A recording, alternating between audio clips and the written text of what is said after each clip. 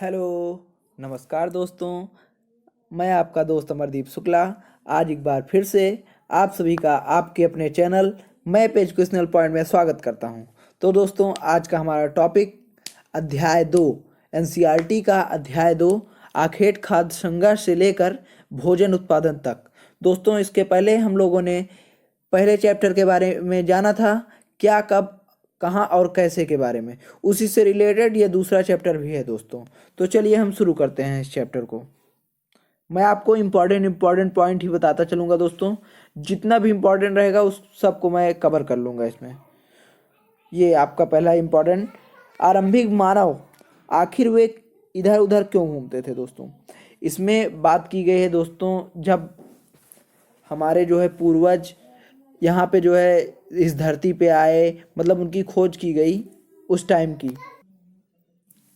दोस्तों, हम उन लोगों के बारे में जान सकते हैं जो इस उपमहाद्वीप में 20 लाख साल पहले रहा करते थे। आज हम उन्हें आखेटक खाद्य संग्राहक के नाम से जानते हैं। ऐसा क्यों दोस्तों? क्योंकि जो पहले के लोग थे वो जो है भोजन का इंतजाम कैसे करते थे, यही सब के बारे में जो है हम यहाँ पे जानेंगे कि कैसे वो अपने जीने के लिए भोजन का इंतजाम करते थे। जैसे कुछ जो है जानवरों को मार के खाते थे, अंडे, पौधे, पत्तियाँ, फल फूल, दाने, मछलियाँ और चिड़िया आदि का इस्तेमाल वो अपने जीने के लिए करते थे सबसे पहले दोस्तों। आखेटक खाद्य संग्राहक समुदाय के लोग एक जगह से दूसरी जगह घूमते रहते थे। ऐसा इसलिए दोस्तों क्योंकि उनको, अगर वो एक जगह पे बहुत ज़्यादा दिन तक रुक जाते थे तो वहाँ पे खाने पीने की हर चीज़ें समाप्त हो जाती थी लगभग। जैसे वो क्या क्या खाते थे, पेड़ पौधे, पक्षी, पशु और जो भी उनको मिल जाता था वो सब खा लेते थे। तो अगर ज़्यादा दिन तक रुक जाने के कारण वहाँ सब कुछ खत्म हो जाता था। तो उसी के तलाश में वो लोग जो है एक जगह से दूसरे जगह भटकते रहते थे दोस्तों।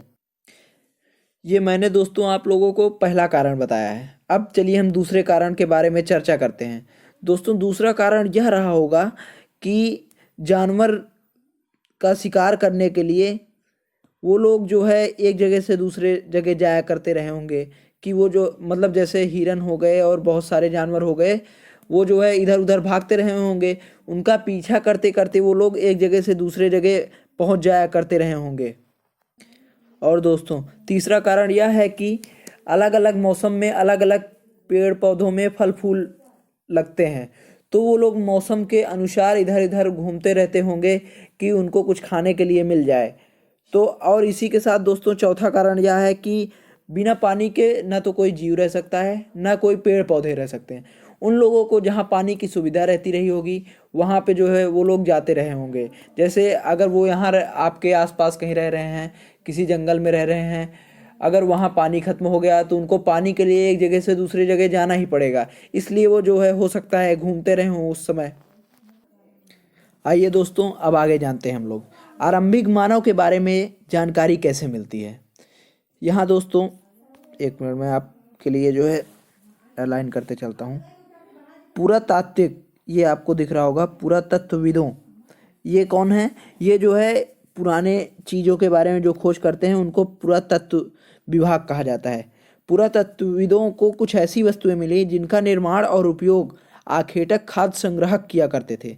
जैसे वो लोग जो है उनका हथियार मिला। जैसे वो लोग पहले के ज़माने में पत्थर के हथियार बनाते थे, लकड़ी के भी हथियार और जो है हड्डियों के भी हथियार वो लोग बनाते थे।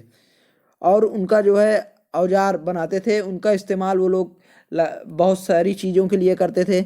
जैसे जो है उपयुक्त मौसम में जो है फल फूल काटने के लिए भी उपयोग करते थे, हड्डियाँ और मांस काटने तथा पेड़ की छाल और जानवरों की खाल उतारने के लिए भी उनका प्रयोग करते थे दोस्तों। दोस्तों, यहाँ आपको दिख रहा होगा ये पत्थर के औजार। ये पत्थर का औजार का उपयोग बहुत सारी ऐसे जड़ी होती हैं जो जड़ों को खोद कर खाया जा सकता है, तो उनका भी उपयोग ये लोग करते थे खाने के लिए। ये देखिए आपको यहाँ पे दिख रहा होगा पत्थर से ये लोग जड़ों को भी खोदते थे। और बहुत सारे ऐसे पत्थर होते थे जिनसे लोग जो है जानवरों की खाल को उतार करके उनसे कपड़े आदि का जो है निर्माण करते थे दोस्तों। और आगे हम चलिए दोस्तों चर्चा करते हैं। दोस्तों, आइए जानते हैं कि जो पुराने खाद आखेटक संग्राहक के लोग थे वो कहाँ रहते थे। ये आपको मैं मानचित्र में दिखाना चाहूँगा दोस्तों। यहाँ पे जो आपको रेड रेड कलर से दिख रहा है, जैसे भीमबेटका हो गया, एक मिनट दोस्तों मैं अंडर, ये भीमबेटका हो गया, हुक्शी हो गया, कुरनूल की गुफाएं हो गया आदि, इन सब जगहों पे आखेटक खाद्य संग्राहक के होने का प्रमाण पाया गया है दोस्तों। दोस्तों भीमबेटका आधुनिक मध्य प्रदेश, इस पूरा स्थल पर गुफाएं व कंदराएं मिली हैं। लोग इन गुफाओं में इसलिए रहते थे क्योंकि यहाँ उन्हें बारिश, धूप और हवाओं से राहत मिलती थी। ये गुफाएं नर्मदा घाटी के पास, जैसे दोस्तों जैसे वो उस जमाने के लोग ऐसे थे कि जो है अपने बचने के लिए वो लोग किसी चीज़ का प्रयोग करते थे, जैसे वो गुफाओं में रहते थे कि उन बारिश से बच सकें, और भी बहुत सारी, जैसे बहुत सारे खूंखार जानवर होते हैं उनसे भी बचने के लिए वो लोग जो है गुफाओं का इस्तेमाल करते थे। ये दोस्तों आप लोगों को यहाँ पे दिख रहा होगा एक चित्र बना हुआ, ये बहुत सारी ऐसी गुफाएं थी दोस्तों, जहाँ पे जो है ऐसे ऐसे चित्र जो है देखने के लिए मिले हैं। जैसे कुछ मध्य प्रदेश के क्षेत्र थे और कुछ दक्षिणी उत्तर प्रदेश के भी क्षेत्र थे, जहाँ पे जो है ऐसी गुफाएं जो है मिली हैं, जहाँ पे ऐसे ऐसे चिन्ह मिले हैं। ऐसा दोस्तों इसलिए रहा होगा क्योंकि जो है वो लोग जानवरों का शिकार करने जहाँ जाते रहे होंगे, वहाँ ऐसा बना देते रहे होंगे कि जो है हम लोग भूले ना कि जो है ऐसा हम यहाँ पे आए थे या और कुछ भी। दोस्तों आपको ये पत्थर दिख रहा होगा, इस पत्थर में ये देखिए, इसके चारों, ये पूरे पत्थर में आप लोग देख रहे होंगे कि इसमें जो है बहुत सारे जो है जानवरों के चित्र एकदम सुंदर सुंदर बने हुए हैं दोस्तों। ये जो है ये भी पुरातत्व विभाग वालों ने ही खोजा है दोस्तों। दोस्तों ये बहुत ही ज़्यादा महत्वपूर्ण बात मैं आप लोगों को बताने जा रहा हूँ। पूरा स्थल, उस पूरा स्थल के बारे में आइए जान लेते हैं हम लोग। पूरा स्थल उस स्थान को कहते हैं जहाँ औजार बर्तन, ये मैं अंडरलाइन करते चल रहा हूँ, पूरा स्थल उस स्थान को कहते हैं जहाँ औजार बर्तन और इमारतें जैसी वस्तुएं के अवशेष मिलते हैं। ऐसी वस्तुओं का निर्माण लोगों ने अपने काम के लिए किया था और बाद में वे उन्हें वहीं छोड़कर चले गए। जैसे दोस्तों पूरा स्थल वाले लोग ऐसे रहते थे, जैसे वो यहाँ पर थे और उनको कहीं दूसरे जगह जाना था तो उनको बहुत सारा सामान ले जाना पड़ता, इसलिए वो लोग सोचते थे कि जहाँ हम रहेंगे वहीं पे अपना सामान बना लेंगे, इसलिए वो लोग अपना सारा सामान लगभग वहीं पे छोड़ के चले जाते थे। जैसे बहुत समुद्र की सतह के पास और बहुत सारी गुफाओं में और ज़मीन के बहुत नीचे पुरातत्व विभाग वालों ने बहुत सारे औजार और बहुत सारी जो है एकदम अच्छी अच्छी चीज़ों को खोजा है, जो है पूरा स्थल वालों और आखेटक खाद्य संग्राहक वालों के रहने वालों के अवशेष हैं। आग की खोज के बारे में आइए दोस्तों हम लोग अब जानते हैं। सबसे पहले राख का अवशेष कुरनूल की गुफाओं में मिला है दोस्तों। इससे यह प्रमाणित हो जाता है कि उस समय के लोगों को आग जलाना आता था और इसका इस्तेमाल वो लोग प्रकाश के लिए, मांस को भुनने के लिए और खतरनाक जानवरों को दूर भगाने के लिए ही किया करते रहे होंगे वो लोग इसका इस्तेमाल। आइए दोस्तों हम लोग जानते हैं नाम और तिथियों के बारे में। हम जिस काल के बारे में पढ़ रहे हैं, ये मैं अंडरलाइन करते हुए चलता हूँ, हम जिस काल के बारे में पढ़ रहे हैं, एक मिनट दोस्तों मैं इसको, हम जिस काल के बारे में पढ़ रहे हैं पुरातत्वविदों ने उनके बड़े नाम रखे हैं।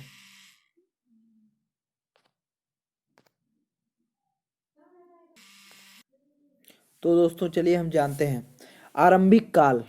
दोस्तों आरंभिक काल को ही पूरा पाषाण काल कहते हैं। यह दो शब्दों से मिलकर बना है।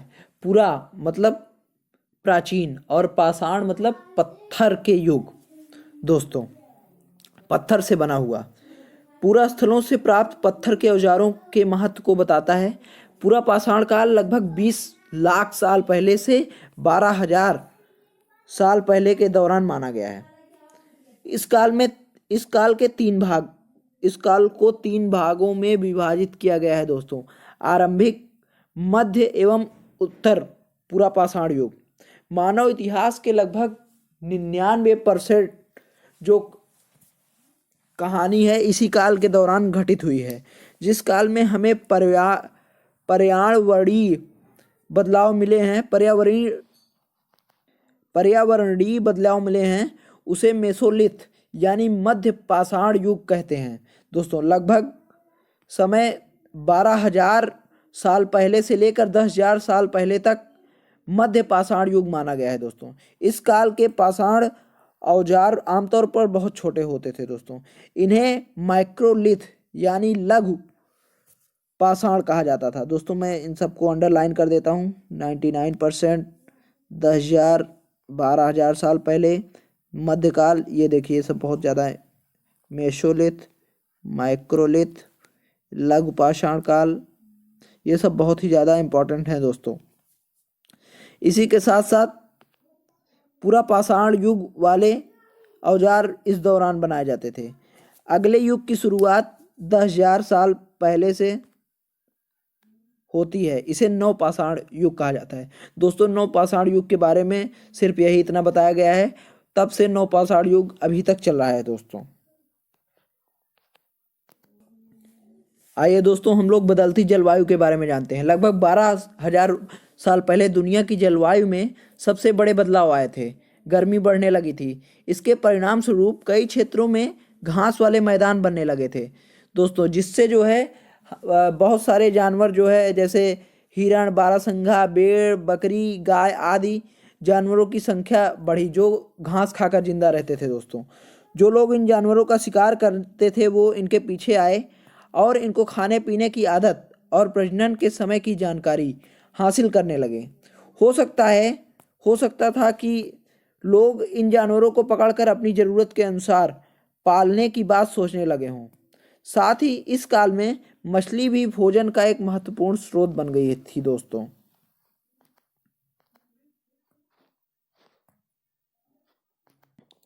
आइए दोस्तों अब खेती और पशुपालन की शुरुआत के बारे में जानते हैं। इसी दौरान उपमहाद्वीप के भिन्न भिन्न इलाकों में गेहूं, जौ और धान जैसे अनाज प्राकृतिक रूप से उगने लगे थे। शायद महिलाओं, पुरुषों और बच्चों ने इन अनाजों को भोजन के लिए बटोरना शुरू कर दिया होगा। साथ ही वह ये सीखने लगे होंगे कि ये अनाज कहाँ से उगते हैं, कहाँ कहाँ इनकी पैदावार हो सकती है, और इनको वो लोग खुद पैदा करने के बारे में सोचने लगे होंगे। तभी वो लोग जो है कृषक बन गए होंगे दोस्तों। इसी तरह वो लोग जो है अपने घरों के आसपास हरा चारा रखते रहे होंगे दोस्तों, जिससे जो है जानवर जो है आकर्षित हों जो घास फूस खाने वाले थे। और इसी प्रकार ये लोग जो है जानवरों को पालने की शुरुआत कर चुके होंगे दोस्तों। चलिए और आगे हम बात जानते हैं दोस्तों। बसने की प्रक्रिया के बारे में चलिए जानते हैं। लोगों द्वारा पौधे उगाए जाने और जानवरों की देखभाल करने को बसने की प्रक्रिया कहा जाता है। अपनाए गए पौधों तथा जानवर अक्सर जंगली और तथा जानवर भिन्न होते थे। इनकी वजह यह है कि बसने की प्रक्रिया की दिशा में अपनाए गए पौधों या जानवरों का चयन करते हैं दोस्तों। आमतौर पर दोस्तों ऐसा होता था कि जो जंगल के पेड़ होते थे और जो पशु होते थे जो जंगल में खुले घूमते थे, उनके उस प्रकार से दोस्तों जो जैसे जंगल में जो पेड़ रहते थे उनको अगर जब जो है छोटे पेड़ों को वो लोग अपने हिसाब से लगा देते थे तो उनके कंपैरिजन में वो जो है पेड़ छोटे होने लगे थे। और जिन जानवरों को जो है पालने लगे थे दोस्तों जो जंगल में घूम रहे हैं उनके कंपैरिजन में, और जो वो लोग पाल रहे थे उनके कंपैरिजन में भी बहुत ज़्यादा फर्क आ गया था दोस्तों। यहाँ पे दोस्तों आप लोगों को ये आप लोगों को दिख रहा होगा, ये जंगली सूअर के दांत हैं। ये मैं अंडरलाइन कर, ये है जो जंगल में घूम रहे हैं और ये जो है जो पाले हैं लोगों ने। तो इसके कंपैरिजन में उनके जो है पाया गया कि जो है जो पाले गए हैं उनके जो है दांत छोटे होने लगे हैं दोस्तों बसने की प्रक्रिया पूरी दुनिया में धीरे धीरे चलती रही। यह करीब 12,000 साल पहले शुरू हुई। वास्तव में आज हम जो भोजन करते हैं वो इसी बसने की प्रक्रिया की वजह से है। कृषि के अपनाए गई सबसे प्राचीन फसलों गेहूं तथा जौ आते हैं। उसी तरह सबसे पहले पालतू बनाए गए जानवरों में कुत्ते के बाद भेड़ बकरियां आती हैं दोस्तों। दोस्तों आइए एक नवीन जीवन शैली के बारे में जानते हैं। दोस्तों उस समय के लोग जो थे, वो लोग जब अनाज बोना शुरू किए, तब वो लोगों को अनाज बोने से लेकर उनकी देखभाल करने के लिए और उनमें खरपतवार और बहुत सारी जो है, जैसे हम लोग अनाज बोते हैं तो उसमें बहुत सारे कार्य के बाद जो है वो काटने के समय आती है, जैसे 2-3 महीने लग जाते हैं। तो उस समय वो लोग जो है अनाज बोने के बाद रुकने की व्यवस्था करते रहे होंगे दोस्तों। सिंचाई और बहुत सारे चीज़ उन लोगों को करना पड़ता रहा होगा। इस वजह से वो लोग जो है एक स्थान पे बहुत दिनों तक टिकना शुरू कर दिए थे दोस्तों। आइए जानते हैं दोस्तों जानवर चलते फिरते खाद्य भंडारण। जानवर बच्चे देते हैं जिससे उनकी संख्या बढ़ जाती है दोस्तों। अगर जानवरों की देखभाल की जाए तो उनकी संख्या तो बढ़ती ही है, साथ ही उनसे दूध भी प्राप्त हो सकता है, जो भोजन का एक अच्छा स्रोत है। यही नहीं, जानवरों से हमें मांस भी मिलता है। दूसरे शब्दों में पशुपालन भोजन के भंडारण का एक तरीका भी है दोस्तों। आइए जानते हैं अस्थायी जीवन की ओर के बारे में। पुरातत्वविदों को कुछ पुरा स्थलों पर झोपड़ियों और घरों के निशान मिले हैं दोस्तों, जैसे कि बुर्ज होम वर्तमान कश्मीर में के लोग गड्ढे के नीचे घर बनाकर रहते थे, जिन्हें गर्तवास कहा जाता था। इनमें उतरने के लिए दोस्तों वो लोग जो है अपने घरों में सीढ़ियाँ का इस्तेमाल करते थे और इससे उन्हें ठंड के मौसम में भी सुरक्षा मिलती थी दोस्तों।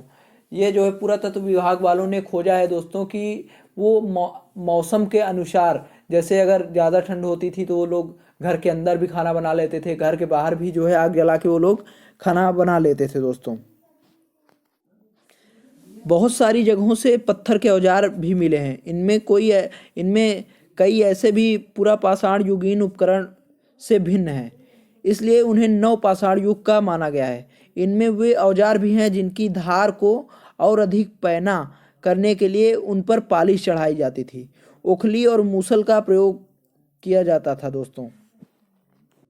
ओखली और मूसल का प्रयोग आज भी दोस्तों हम लोग देख रहे होंगे अपने घरों में किया जाता है। और कुछ हड्डियों के भी औजार बनाए जाते थे दोस्तों। मैं आपको यहाँ अंडरलाइन करके दिखाना चाहूँगा दोस्तों। या एक मिनट दोस्तों,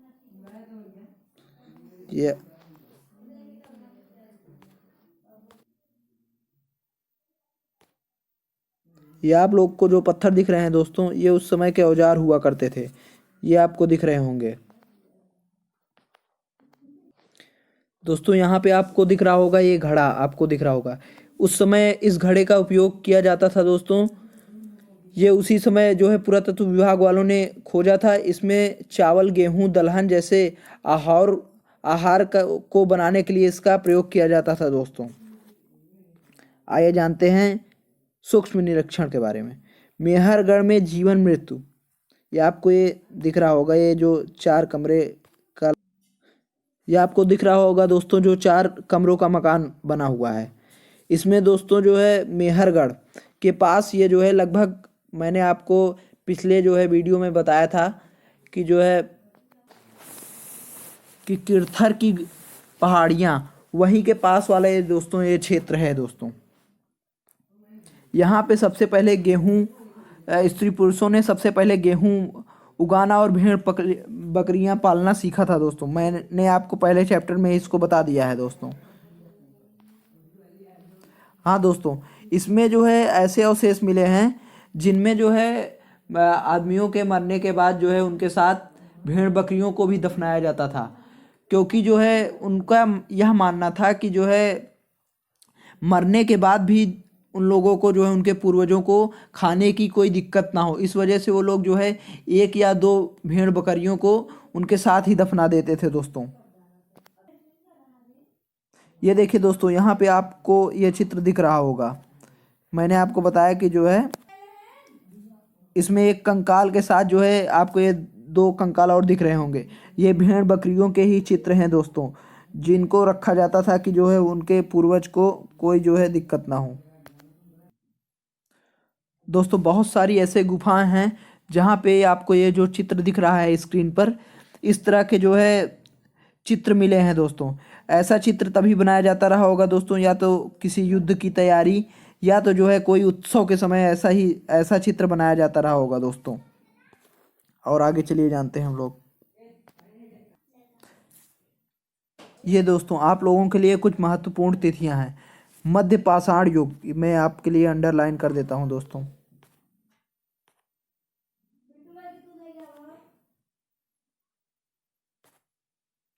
ये आपको दिख रहा होगा दोस्तों, मध्य पाषाण युग। मध्य पाषाण युग 12,000 साल से 10,000 साल तक। बसने की प्रक्रिया का आरंभ लगभग 12,000 साल पहले। नव पाषाण युग का आरंभ 10,000 साल पहले। मेहरगढ़ में बस्ती का आरंभ लगभग 8,000 साल पहले किया गया था दोस्तों। इसी के साथ दोस्तों मैं इस वीडियो से आपसे विदा लेना चाहूँगा। अगर आपको यह मेरा वीडियो पसंद आया हो तो आप मेरे चैनल को सब्सक्राइब जरूर करें, मेरे वीडियो को लाइक करें और इसको ज़्यादा से ज़्यादा शेयर करें दोस्तों। मैंने अभी अभी स्टार्ट किया है दोस्तों वीडियो बनाना, अभी अभी मैंने नया चैनल बनाया है दोस्तों। अगर आप लोग मेरे इस चैनल को सब्सक्राइब करेंगे, मेरे वीडियो को लाइक करेंगे और इसको शेयर करेंगे तो हमारा उत्साह बढ़ेगा, जिससे मैं आपको और अच्छे अच्छे कंटेंट भी ला के दूंगा। धन्यवाद दोस्तों।